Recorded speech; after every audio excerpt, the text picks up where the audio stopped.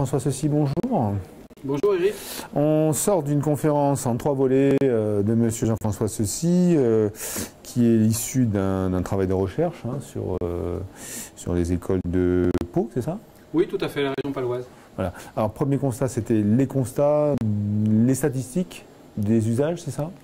Oui, c'est-à-dire, on va dire une cartographie des usages du numérique à l'école. Alors l'originalité de cette enquête, c'est qu'elle part du collège et qu'elle va jusqu'à l'université, donc qu'elle adresse 12 niveaux scolaires, de la 6e à Master 2 et même un petit peu en doctorat, donc ce qui la rend un petit peu rare dans le panorama des enquêtes scientifiques, avec un panorama assez large des usages dressés, il y a une centaine de questions dedans. Et ce matin, donc, j'en ai prélevé 14, j'ai fait 14 constats sur le numérique en éducation pour montrer un petit peu quels pourraient être les défis de l'école à l'ère du numérique, ou du moins qu'est-ce qui se fait moins bien à l'école avec le numérique. Alors, en fait, d'après ce que j'ai compris, c'était des super résultats. Super, ça dépend de ce qu'on entend. C'est toujours des super résultats, ouais. Les résultats de recherche. Ouais. Maintenant, ça dépend qu'est-ce qu'ils adressent, qu'est-ce qu'ils montrent, et surtout qu'est-ce qu'on en fait, parce que c'est bien beau d'avoir des résultats, mais en quoi vont-ils produire des mesures derrière, ou une réflexion sur l'évolution du système scolaire. Ce qui est un peu le but, hein, quelque part, quand on fait de la recherche, c'est certes connaître mieux un terrain, une situation, voir si on peut la transposer aussi, hein, puisque là, je reste prudent, c'est-à-dire que mes résultats ne sont valables que sur le terrain palois. Et il était question d'ailleurs dans ma recherche de la faire ailleurs en France pour avoir une variante socio-culturelle et puis de la faire après à l'étranger, aussi bien dans un pays émergent en matière de technologie, style un pays africain, qu'un pays très en avance comme par exemple le Québec, la Belgique, etc.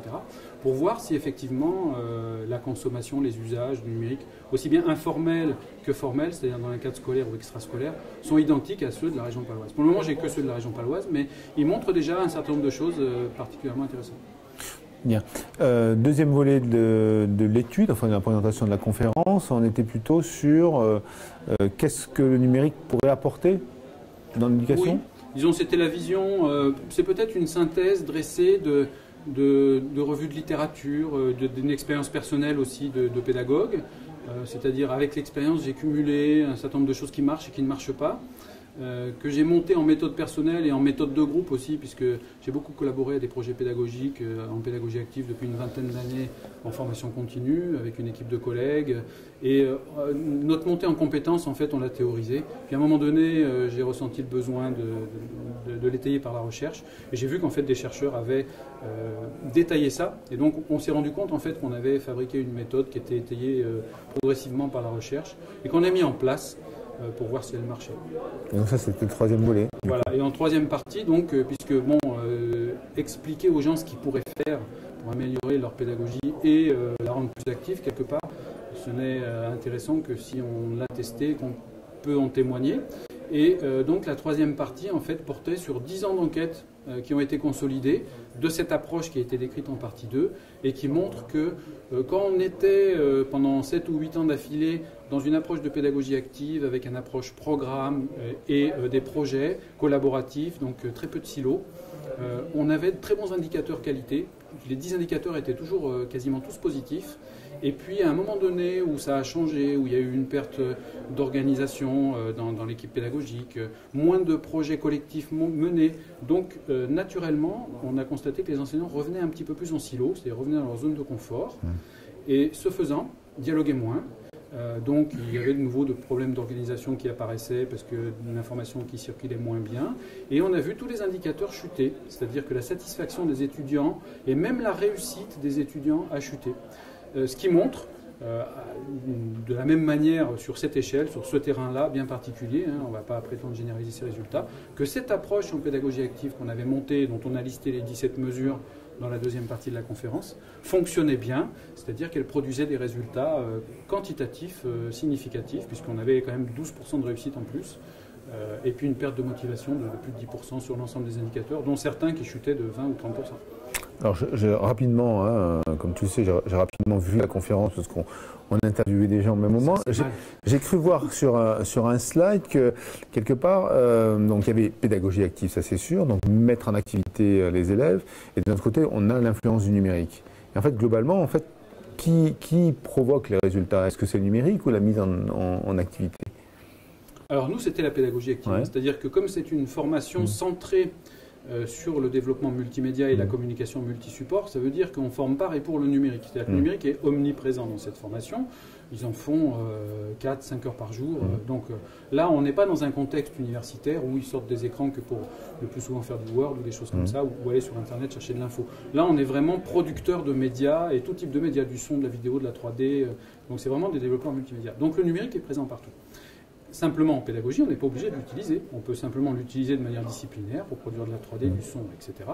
Ou aussi l'utiliser comme un diffuseur de pédagogie ou un amplificateur de la pédagogie, c'est-à-dire comme un outil d'apprentissage. Et bien entendu, on l'a fait. C'est-à-dire que dans les mesures, dans les 17 mesures qu'on a mis en place pour avoir une approche active, il y avait donc l'utilisation du numérique comme outil de collaboration, de concertation, d'organisation, etc. Donc je dirais c'est les deux. Mais bien entendu, c'est davantage une approche pédagocentrée, c'est-à-dire les mesures sont essentiellement pédagogiques et il y en a quelques-unes sur le numérique. Donc le numérique, c'est vraiment pas le principal. Et puis c'est le dernier axe auquel il faut s'atteler. C'est un puissant amplificateur de la pratique pédagogique, mais il faut d'abord avoir la pratique pédagogique. D'accord. Ça facilite, à la limite, quelque part. Peut-être que les outils numériques permettent de faciliter cette mise en activité, oui. Alors que sans le numérique, peut-être plus compliqué pour un enseignant en classe de mettre en œuvre. Alors c'est même plus que faciliter, c'est amplifier. C'est-à-dire que faciliter, ça serait juste, je fais un peu plus facilement. Amplifier, ça veut dire que je fais plus, je vais au-delà, je vais plus loin et je peux faire des choses que je ne pourrais pas faire sans. C'est-à-dire qu'on va beaucoup plus loin dans la démarche d'apprentissage. On est beaucoup plus créatif, on est beaucoup plus productif et on fait des choses qu'on ne pourrait pas faire sans. Par exemple, continuer à distance quelque chose qu'on a commencé en présence, cumuler des savoirs, mettre au défi de faire mieux que l'année précédente, capitaliser, faire un cours de mieux en mieux qui va s'affiner avec les années parce que les étudiants vont l'améliorer à chaque fois. Donc c'est vraiment beaucoup dans la capitalisation notamment. Parce que le numérique, on dit souvent, ça prend beaucoup de temps. Donc il y a beaucoup d'enseignants qui disent oui mais j'aimerais bien faire du numérique mais j'ai pas le temps, etc. Alors certes, mais quand on crée un nouveau cours, on met beaucoup de temps aussi pour créer le premier cours, puis après d'année en année on l'affine. Et avec le numérique on peut faire ça encore plus vite et encore mieux, et puis tout ce qu'on a fait le capitaliser beaucoup plus facilement qu'en archivant dans des classeurs, etc. Parce qu'après la retouche est plus aisée. Voilà. Et puis surtout en fait on peut faire créer une partie des choses, c'est pas à nous de les créer, on peut les faire créer à nos élèves. Bon, je citais par exemple tout à l'heure en atelier l'exemple d'un trombinoscope en début d'année en séance de déglaçage. Moi, je leur demande de fabriquer leur trombinoscope. Ils le font avec beaucoup de bonne humeur, ils apprennent à se connaître, ils apprennent à découvrir l'autre, à connaître son nom, ses hobbies, à en faire une petite fiche sous forme de trombinoscope sur un outil numérique. Et ce faisant, ils apprennent un nouvel outil numérique, après ils vont réinvestir plus tard dans l'année. Voilà, donc on peut faire aussi des choses qu'on faisait nous avant à nos élèves, et en faisant ça, en fait, non seulement ils y trouvent du plaisir, mais ça prend du sens, et en même temps, ça nous fait gagner du temps en tant qu'enseignant. Donc il y a des astuces comme ça pour ne pas perdre tant de temps que ça avec le numérique. Dans l'analyse ou dans l'étude qui a été faite, tu parlais des 3 niveaux, primaire, secondaire et jusqu'à l'université, il me semble, ou pas? Du collège à l'université. Ouais, du collège à l'université. De temps en temps, on m'a interpellé sur des enseignantes et des enseignants de primaire m'ont interpellé. Bon, c'est un niveau que je connais moins, et puis surtout, je leur ai expliqué pourquoi je n'avais pas enquêté à ce niveau-là, parce que c'est très difficile de faire une enquête sociologique auprès d'enfants qu'on peut très vite influencer par la question. C'est-à-dire la question, on la pose avec une tournure négative, on va leur faire dire non, on la pose avec une tournure positive, on va leur faire dire oui. Donc le sens de la réponse est très vite biaisé. Donc il faut être très spécialiste de la petite enfance pour faire des questionnaires auprès d'enfants. Et donc, est-ce qu'il y a une différence entre collège et université? Est-ce qu'on retrouve des similitudes ou est-ce qu'on est quand même dans 2 mondes à part? Alors, ce n'est pas forcément des mondes à part, mais ils n'ont pas les mêmes usages. Alors, ça dépend si on parle déjà des élèves ou des étudiants et des enseignants. C'est 3 publics différents. On se rend compte qu'au niveau élève, donc jusqu'en terminale, par exemple, ils ont beaucoup d'appétence pour le numérique éducatif. C'est-à-dire que si on leur en propose, ils en veulent et ils sont volontaires.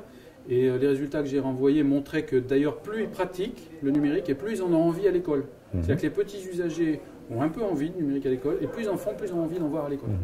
Donc, ce qui signifierait peut-être qu'ils ont compris le potentiel éducatif de l'outil et qu'ils se disent pourquoi j'apprends seul avec, pourquoi je ne pourrais pas apprendre à l'école avec. Donc quelque part, il y a une frustration du manque de l'outil comme vecteur de l'apprentissage en classe. Après, à l'université, les choses divergent. Les étudiants ressentent moins le besoin du numérique en éducation ou à la fac. Alors, ils peuvent sortir l'ordinateur dans la majorité des cours déjà. Mais bon, les usages ne sont pas des usages très créatifs, très constructifs, très collaboratifs. En général, c'est surtout de la bureautique et de l'accès à des ressources numériques, bibliographiques. Donc, bon, les usages ne sont pas les mêmes. C'est-à-dire que les usages créatifs, ils sont constatés plutôt en collège, peu en lycée, et encore moins à l'université. L'université, c'est vraiment de la bibliographie. Voilà, donc ça veut dire que les usages sont différents, les cours utilisent des ressources différentes et des outils différents en numérique. Les problématiques sont différentes, c'est-à-dire qu'un prof de collège n'a pas les mêmes problèmes avec le numérique qu'un prof de l'université, par exemple. Chacun a ses difficultés propres avec le numérique.